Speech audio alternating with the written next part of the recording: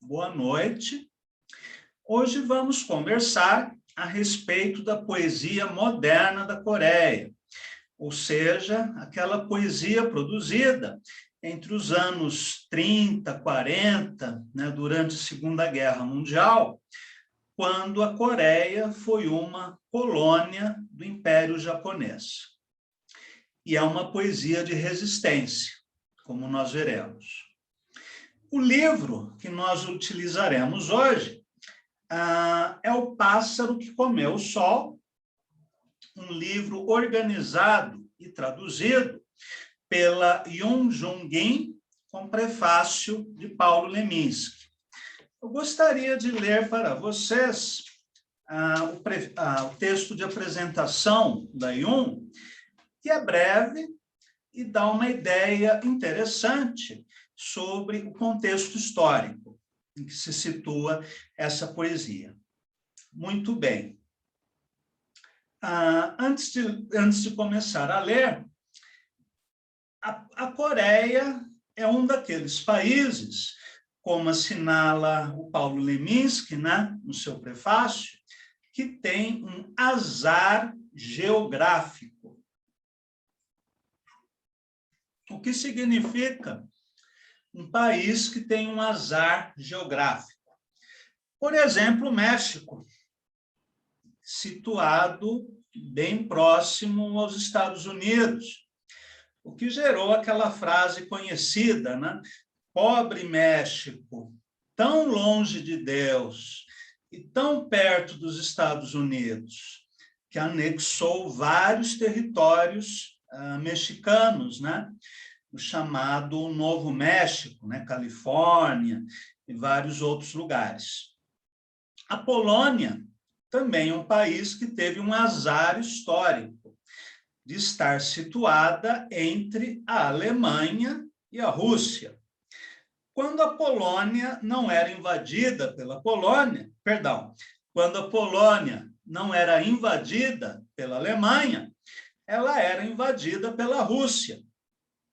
Se formos estudar a história polonesa, em vários momentos, a Polônia fez parte, ora do Império Alemão, ora do Império Russo. Agora faz parte do Império Americano. E a Coreia também é um país com extremo azar, porque ela é situada próxima à China e ao Japão. E ao longo dos seus mais de 5.000 anos de história, a Coreia sofreu sucessivas invasões de chineses e japoneses, sendo que a ocupação japonesa, como veremos daqui a pouquinho, foi a mais cruel. Mas vamos ler o texto da Yoon. A natureza xenofóbica do povo coreano encontra explicação na sua localização geográfica, encurralada numa pequena península altamente estratégica. Os 5.000 anos de história da Coreia foram uma sucessão de invasões dos mongóis, chineses e japoneses, aliada a uma política extremamente conservadora e tradicionalista da dinastia Li confucionista do século XV ao século XIX, 500 anos, a dinastia mais longa que se conhece no mundo. Todo contato com o exterior era sentido como uma ameaça à integridade do país. E claro que essa xenofobia tem essa explicação geográfica e histórica. Na segunda metade do século XIX, a decadência da longa dinastia Li coincidiu com os empreendimentos colonizantes das potências ocidentais no Oriente. Com um quadro interno, político, social e econômico em crise, a Coreia enfrentou pressões para a abertura dos portos, o que aconteceu a muito contragosto em 1876 para os navios chineses. A mesma história, aliás, se repetiu na China e no Japão. Primeiro na China, quando a Inglaterra quis forçar o imperador chinês a liberar a importação de ópio. E o imperador disse, não, não estamos interessados. Esse foi o pretexto para a chamada Guerra do Ópio. A China, apesar de todo o seu tamanho, não era um país moderno, do ponto de vista tecnológico, militar, civilizacional, ainda era um país semi-feudal, né? Semi-agrário, e não tinha condições de enfrentar o melhor exército do mundo. A China é derrotada, e com isso a Inglaterra impõe à China vários tratados comerciais desvantajosos aos interesses chineses, além de anexar Hong Kong e colonizar várias outras regiões na China. Nos parques públicos, havia placas com inscrição: é proibida a entrada de cães e de chineses, que o Bruce Lee imortalizou num filme em que ele dá um chute saltado e quebra essa placa ao meio. E a China é submetida a várias humilhações, né? Até a vitória da Revolução em 1949, que consegue proclamar a independência e soberania da China. Até então, havia territórios ocupados pela Inglaterra ou por outros países do mundo. O próprio Japão, durante a Segunda Guerra Mundial, ocupou boa parte da China. Portugal ocupava Macau, a França, a Alemanha, os Estados Unidos, todo mundo queria ter um pedacinho da China. Apenas depois da Revolução Socialista, que a China é unificada, faltando apenas a incorporação de Taiwan. No caso do Japão, durante o período Tokugawa, ou período Edo, o Japão se isolou do mundo. Por quê?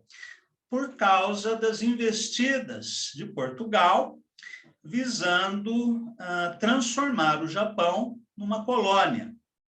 Como disse um marinheiro bêbado, certa vez, né, numa taberna de Tóquio, primeiro os portugueses mandam os padres, depois eles mandam os comerciantes, depois eles mandam os soldados.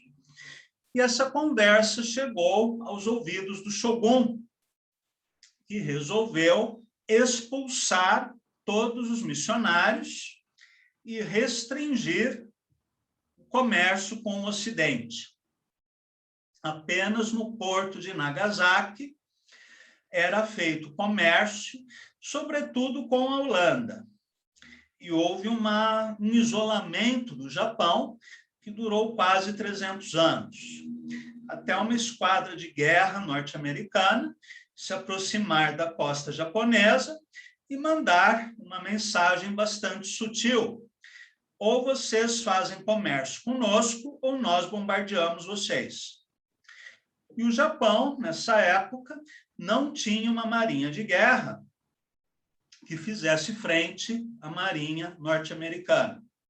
E é obrigado a aceitar o comércio com os Estados Unidos e depois com vários países europeus, em termos muito desvantajosos aos interesses do Japão.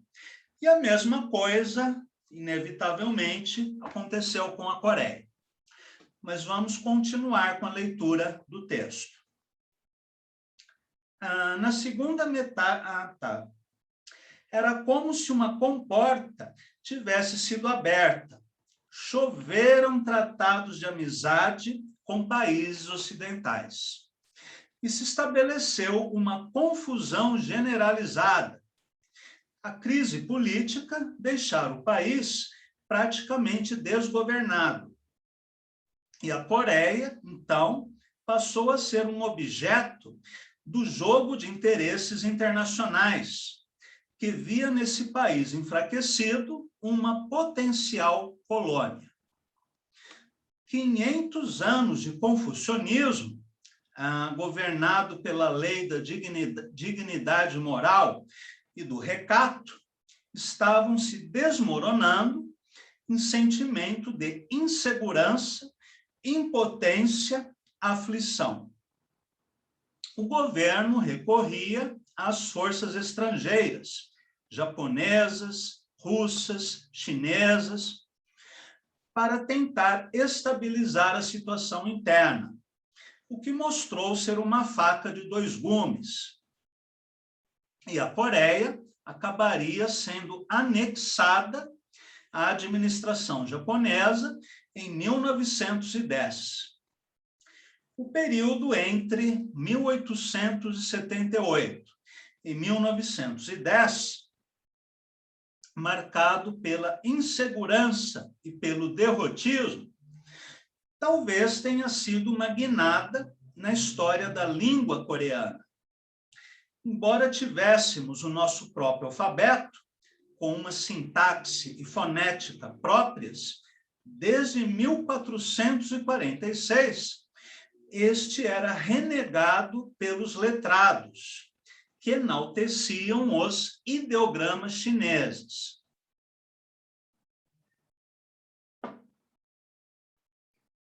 E é significativo que a nova poesia, escrita com um alfabeto coreano e com uma forma poética mais livre, tenha surgido na primeira década deste século, bom, no caso do século XX. Não seria exagero afirmar que a poesia moderna coreana nasceu em reação à sua integridade ameaçada e que se desenvolveu igualmente por um sentimento de preservação e revolta em relação à sua situação colonial.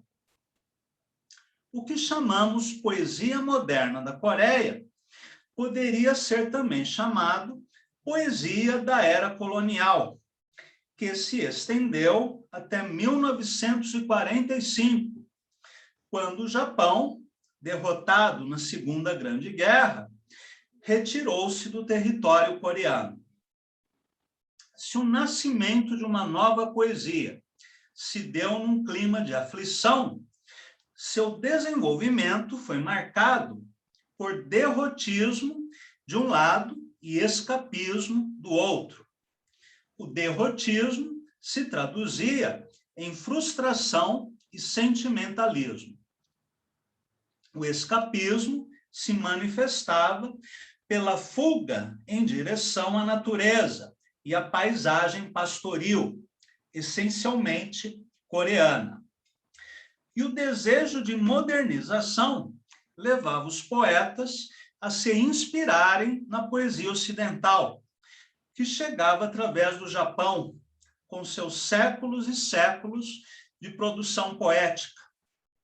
De Shakespeare a Rilke, de Yeats a Breton, numa mistura de influências caóticas. Ademais, havia poetas que acreditavam que o movimento libertário se daria pela Revolução Socialista. A história conhece muito pouco sobre a ocupação japonesa durante 36 anos no território coreano. A Coreia, como colônia, sustentou a Segunda Guerra Mundial para o lado japonês, como fonte de matérias-primas, de mão de obra escrava, como base militar, enfim, a Coreia foi sugada em todas as suas riquezas para o benefício do Japão. Ayun continua. Na segunda etapa da ocupação, os coreanos eram obrigados a se registrar com nomes japoneses. A própria língua coreana foi proibida e muitos periódicos literários foram compelidos a encerrar suas atividades. Isso fora a prostituição forçada de milhares de mulheres japonesas que eram levadas aos acampamentos japoneses, a experiências, abre aspas, médicas, fecha aspas, com pacientes coreanos e vários outros crimes de guerra praticados pelo Japão. Até hoje, tanto na Coreia do Sul quanto na Coreia do Norte, há um forte ressentimento em relação ao Japão. A imprensa costuma dar muito destaque aos mísseis balísticos da Coreia do Norte, como se fossem uma ameaça ao mundo livre.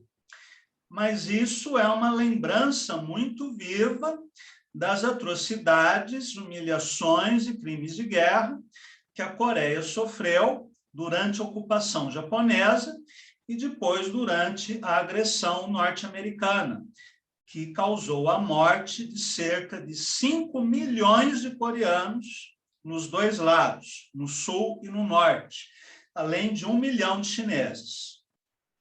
Se hoje a Coreia do Norte, né, tem mísseis apontados para o Japão e para os Estados Unidos, é porque ela não quer que essa história se repita. Caso contrário, ela teria o mesmo destino que a Síria, a Líbia, o Iraque, o Afeganistão, ela seria invadida e destruída.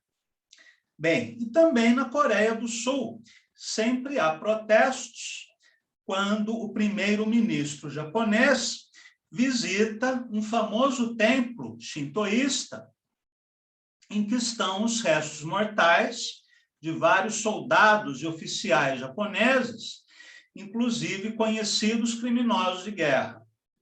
Várias vezes, o primeiro-ministro japonês, né, vários primeiros ministros, foram até esse templo prestar as suas condolências a criminosos de guerra, o que sempre gerou fortes protestos, né, das duas Coreias. Mas, continuando. Mais da metade dos poemas desta antologia foi escrita nessa época, e é preciso ter em mente que a maioria deles são metáforas em circunlóquio da terra espoliada. Na verdade, são poemas sentimentais, muitas vezes, bucólicos, tristes, que procuram expressar de uma maneira muito sutil o que é você viver sob as botas de um invasor estrangeiro. São poemas de resistência, mas extremamente delicados, extremamente sutis. Um quê de escapismo, romantismo doentio e sentimentalismo permeia uma produção poética tolhida nas suas bases. Inclusive porque muitos desses poetas morreram na época da guerra, como o próprio Yi-san, que nós veremos na semana que vem. A guerra terminou de surpresa e a Coreia estava livre, talvez. Mas todos os movimentos libertários haviam sido minados pela polícia japonesa. E o país se viu livre sem uma cabeça que pudesse organizar a vida política, a vida nacional. A aliança Estados Unidos, União Soviética e Inglaterra, esse conceito eu discordo, mas tudo bem, enviaram suas tropas para o território coreano num jogo de cabo de guerra da bipolarização do mundo. Ficariam ali até que o país pudesse realizar eleições legais. Há um artigo do Raul Carrion em que ele fala muito a esse respeito e conta uma outra versão da história, que após a derrota do Japão, houve uma conferência internacional em que ficou decidido que a Coreia realizaria eleições livres e escolheria livremente o seu destino. Só havia um pequeno problema. Os comunistas eram muito populares e podiam vencer as eleições. E os Estados Unidos não aceitavam isso. Aí eles ocuparam a parte sul da Coreia. E a União Soviética vai em apoio aos comunistas vitoriosos que ficaram com a Coreia do Norte. Esse é um dos pontos altos, né, da Guerra Fria, porque, inclusive, quase levou a uma terceira guerra mundial. O general Douglas MacArthur, que era o responsável pelas forças norte-americanas na Coreia, sentindo a impossibilidade de vencer as tropas norte-coreanas e chinesas, ele sugeriu a Washington que fossem jogadas entre 50 e 60 bombas atômicas na China, e um número semelhante na União Soviética, porque ele achava que apenas assim os Estados Unidos conseguiriam vencer. E o presidente Truman teve o bom senso de ignorar essa proposta, remover MacArthur e substituí-lo por um outro general. A Guerra da Coreia dura durante 3 anos, morrem 5 milhões de pessoas, a Coreia do Norte é praticamente destruída, as suas cidades, o seu parque industrial, as suas zonas agrícolas, e foram necessários muitos anos para a reconstrução do país. A imprensa também fala, a Coreia do Norte é uma ditadura. Bom, o que foi a Coreia do Sul durante a maior parte de sua existência? Com um diferencial. O primeiro presidente, entre aspas, da Coreia do Sul era um coreano que vivia há mais de 30 anos nos Estados Unidos, completamente afastado do seu lugar de origem, e que ele foi a bordo de um navio americano para assumir a presidência da Coreia do Sul. E depois os seus descendentes continuaram no poder, exercendo uma ditadura militar bastante cruel e sanguinária. Mas isso a imprensa não fala. Estou dando um contexto histórico-político, porque são coisas que raramente nós lemos, né, nos meios de comunicação. Mas vamos continuar com o texto da I1. A guerra durou 3 anos e terminou sem deixar uma única árvore em pé. Quase literalmente isso. E o pior, sem vencedor.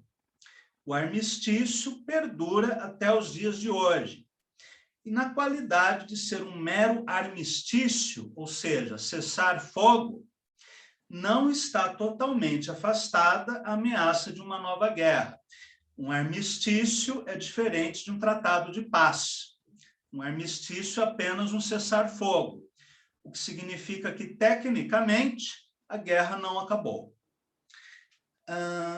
Pagava-se caro pela reconstrução do país, pela dor da separação das famílias, pela pobreza generalizada, num curso de história tão torrencialmente violentada durante 60 anos, desde o fim da dinastia Lee.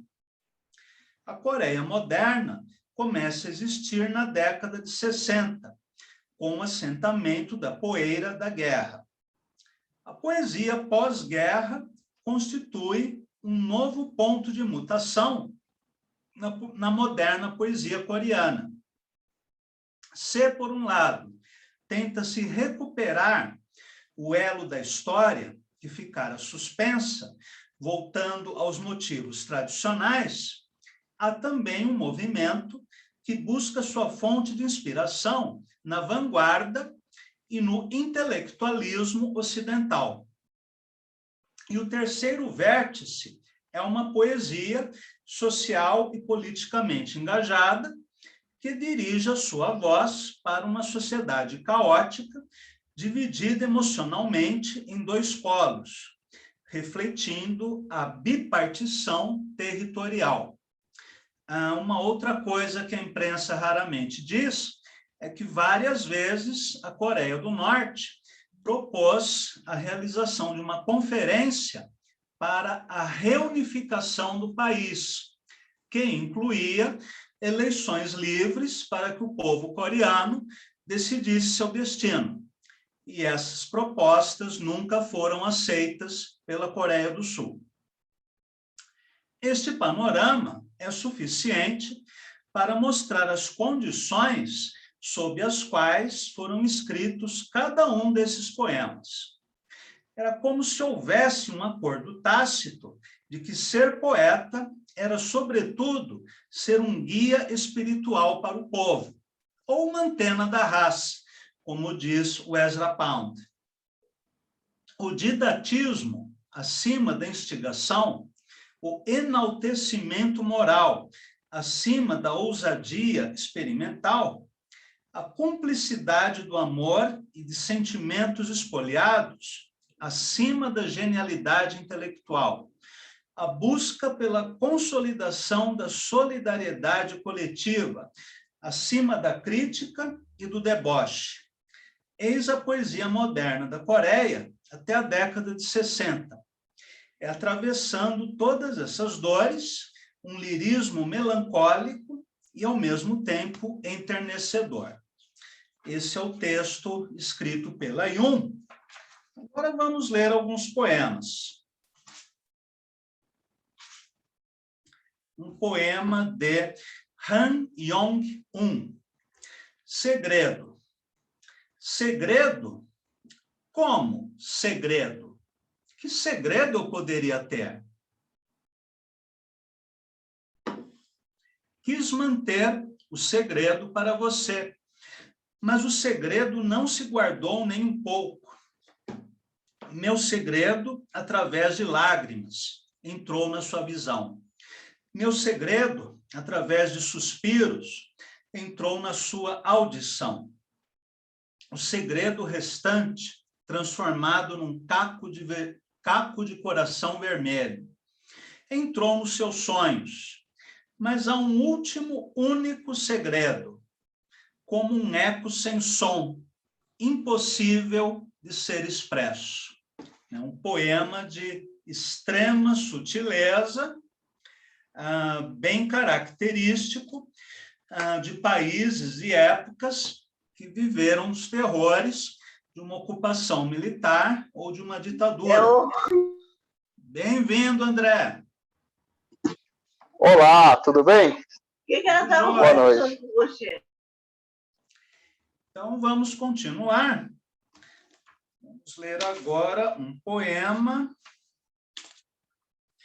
de Yi Sang-hwa, Pranto Apocalíptico. Para dentro da furna noturna manchada de sangue. Para dentro daquela furna sem fundo, sem conhecer o fundo, sem conhecer o fundo, quero afundar-me, quero soterrar-me, no abraço da brisa enferma de outono. No abraço da brisa que sonha, sem conhecer o dia, sem conhecer a noite, quero levantar o meu corpo embriagado, quero amassar um riso de mágoa. Se nós formos comparar os dois poemas, inclusive vários outros da antologia, vários elementos são comuns. A melancolia, uma certa nostalgia e, sobretudo, a elipse daquilo que está escondido. Todos esses poemas pretendem contar um segredo, conhecer o fundo de um poço, porém nada é expresso claramente. Tudo é apenas sugerido, justamente por causa da censura japonesa, né? Então, vamos ler um pouco mais. De Kim Dong-myong, Noite. Noite, lago imenso, numa névoa azul. Eu, um pescador de sonhos, na canoa do sono. A palavra sonho aparece com muita frequência na poesia coreana dos anos 30 e 40, seja como escapismo, como diz Ayun, pela criação de uma realidade paralela, né, de um mundo onírico, seja pela projeção no futuro de uma esperança que resta misturada a essa extrema melancolia. Do ponto de vista estético, podemos dizer que a poesia coreana se liberta das formas fixas. Na semana passada, nós estudamos o Sijô.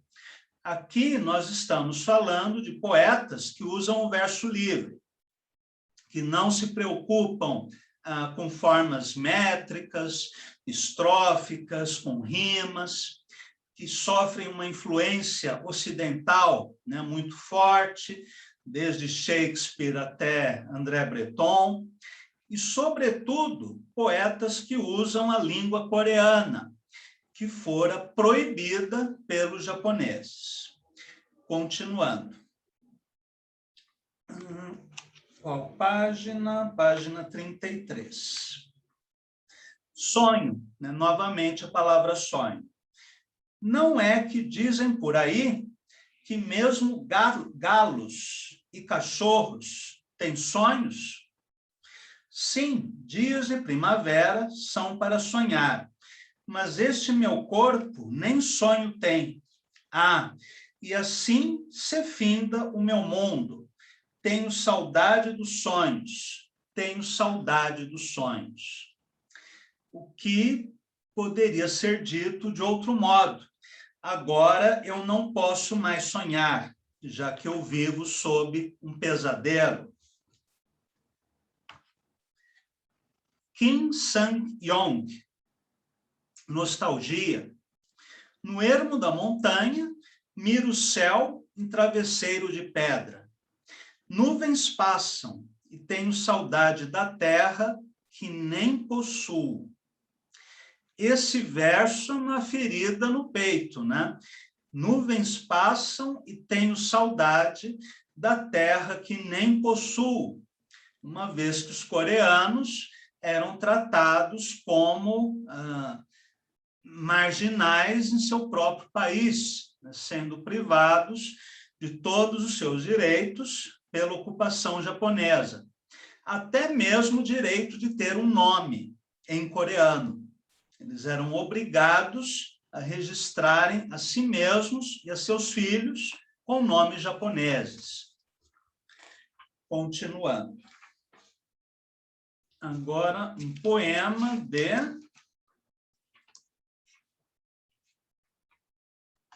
Jong Ji-yong, Estrela Cadente. Onde caiu a estrela cadente? Guardei no coração, para ir ver no dia seguinte. Adiando, adiando, eu agora fiquei grande. Um outro poema, Corre um rio infinito, de Kim Yong-han. Em algum lugar, talvez, dentro do meu coração, corre um rio infinito. A luz da manhã, lâminas voejantes, ilumina a água em texturas pratas sobre o fio. No peito, talvez, os olhos, talvez nas veias, talvez ali, onde o coração se esconde, de mansinho. Em algum lugar, talvez, dentro do meu coração, corre um rio infinito. Esse é um poema quase minimalista, né? Que repete as mesmas frases e ideias com algumas alterações no corpo do poema. De Bak Yong-chor, um poema bem minimalista, Tua Sombra. Areia branca, infinita, sobre parcas nuvens, se esconde a canção. Vaporosa bruxuleia a tua sombra, de saudade só definho. A palavra saudade, assim como a palavra sonho, é muito frequente nessa poesia. E a saudade com uma boa margem de segurança, podemos dizer, é aquela saudade de uma outra Coreia que não existe mais. Assim como nós temos a saudade de um Brasil que não existe mais. De Kim Gi-rin, Lampião. Junto com a noite, o lampião vem descendo do teto do meu quarto pela haste de aço. Até que o sonho venha nos receber, esquivemo-nos das palavras e bebamos desta taça de solidão.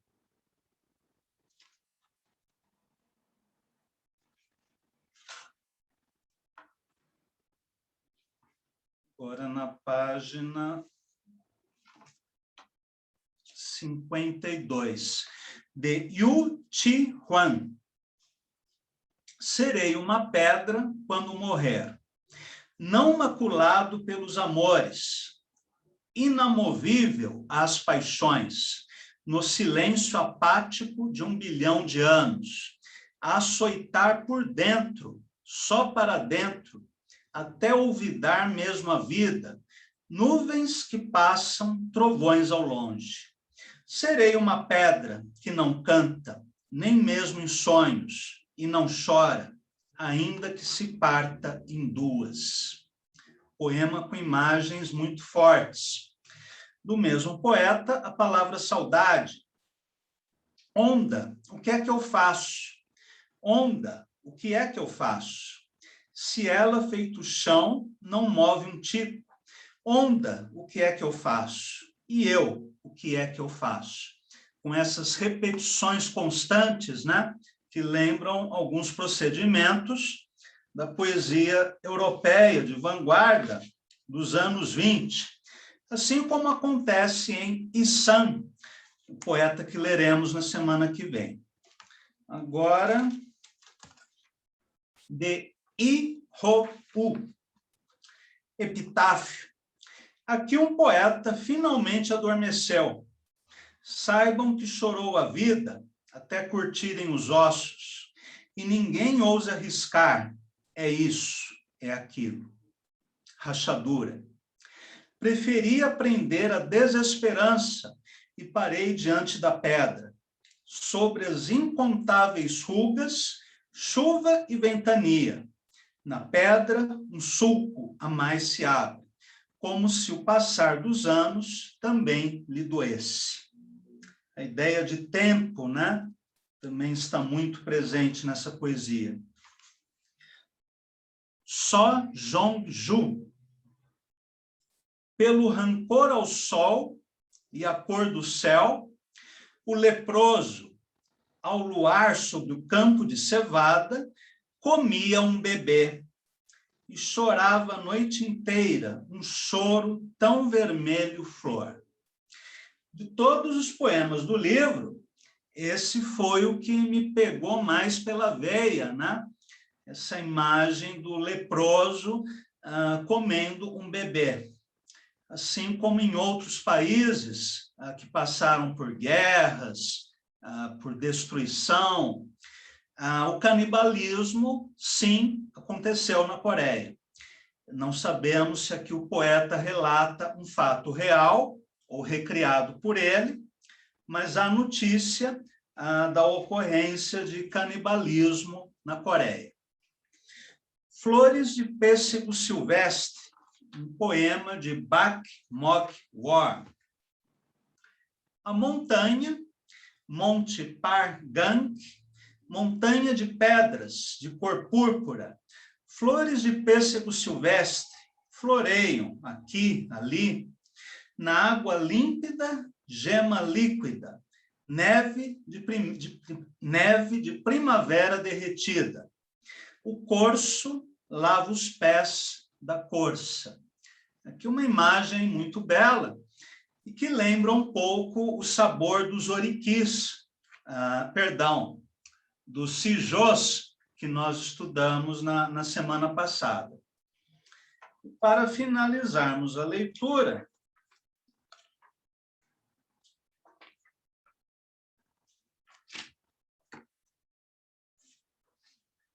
um poema de Yun Dong-ju, As 8 Bem-aventuranças. Bem-aventurados os que sofrem na tristeza. Bem-aventurados os que sofrem na tristeza. Bem-aventurados os que sofrem na tristeza.